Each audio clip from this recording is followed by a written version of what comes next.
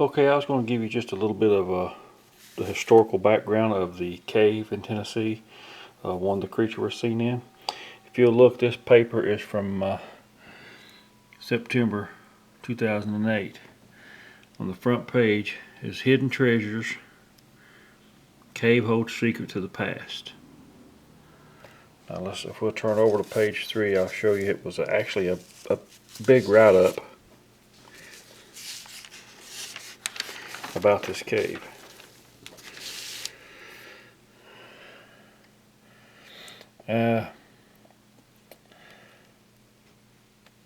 This is when the University of Tennessee had came out and explored the cave, and they found quite a few old names. Let's see if I can. That's here's a little segment of some of the old names and things that was found. And as you can see, it's a pretty big write-up. Starts up here and goes, all the way down into this area. So I'm always right here is the end. It's a pretty big write-up. But that's just some part of the history of the cave.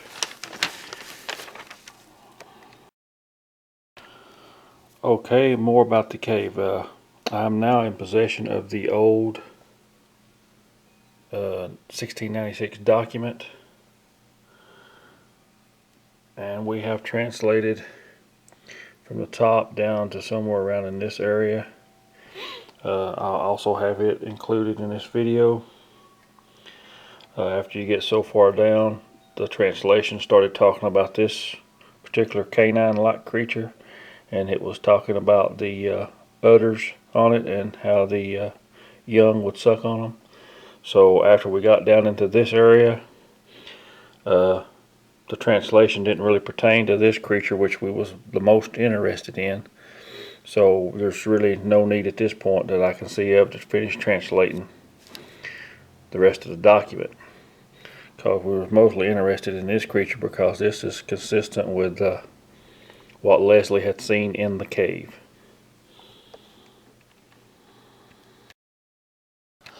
Also, I told you before in previous videos that there was some possible ties to the Back Creek Stone, and this year is that was found like in 1889 or something, or dates back to 1889 or something.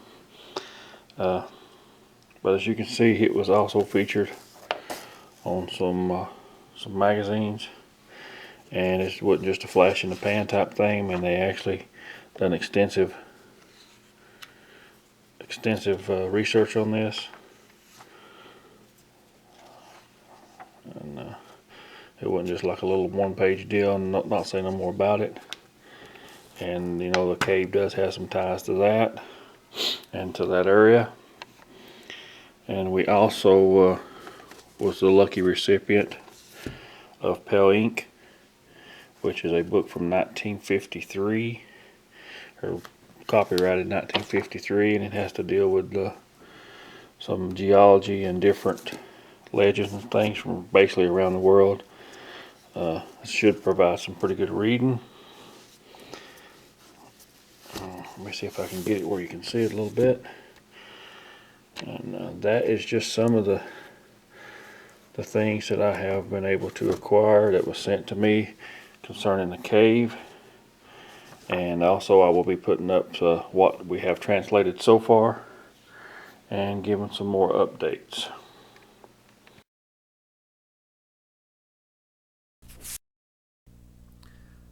(1696), the 9th book. Being introduced to New Spain from Old Spain. You will find a grim place unlike Africa. They are gray and sit in the trees. They are hunted by the Indians and killed. They have much hair, like a fox, but which, like in Congo, the many Indians use it as do the Spanish. These are never in the island, but found in the country. They look like some sort of strange monkey.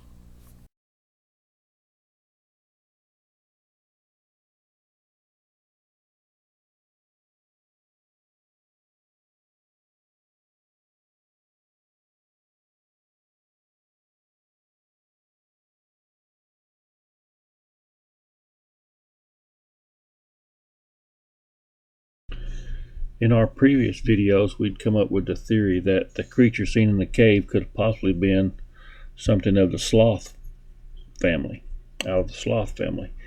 At the time, I didn't know of any sloth being found in Tennessee, but there is a museum called Gray Fossil Museum in East Tennessee that has on display some sloth fossils that were found in Tennessee. It is also called sometimes the Gray Fossil Site. So now that we do know that there is some history of sloth being found in Tennessee, that gives us more hope that the creature seen in the cave could possibly have been a sloth. So you may be wondering what's next for the cave. Well, at this time there is a game camera installed, and there's still plans to search for the hair sample that was seen, and there's just generally going to be more exploring in the cave when the weather permits and when time allows. I will keep you updated on any significant finds that happens. Thanks for watching.